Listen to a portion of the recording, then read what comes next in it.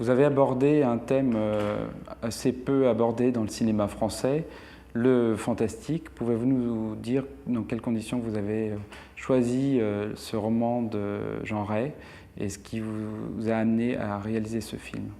Ce film a plusieurs aventures curieuses. C'est un film d'aventure pratiquement, ce qui s'est passé. Premièrement, Raymond Queneau, dont j'étais très ami, un jour on dînait tous les samedis ensemble et je dis qu'est-ce que je vais faire maintenant? Je venais de faire Le Paroissien, je venais de faire Les Vierges, je venais de faire un couple avec Raymond Queneau et je me dis mais je ne vais pas encore faire Les Dragueurs ou je ne sais pas quoi. Donc il me dit fais un film fantastique. Et il me rappelle l'histoire du film fantastique français, c'est-à-dire l'assassinat du Père Noël, les disparus de Saint-Agile, des choses comme ça.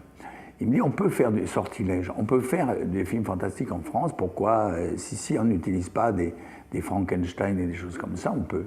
Et là, il me dit, il y a un roman de Jean Ray, qui est un Belge, un auteur belge, dont Alain Resnais voulait faire Harry Dixon à l'époque.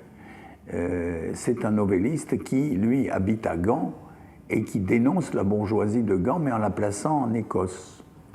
Donc je suis allé voir ce monsieur en Belgique, qui m'a très bien reçu, et il me dit, je dis, je ne peux pas le mettre en Écosse, le film. Il dit, mets-le dans un pays où il y a des sorciers, le Massif central, me dit-il.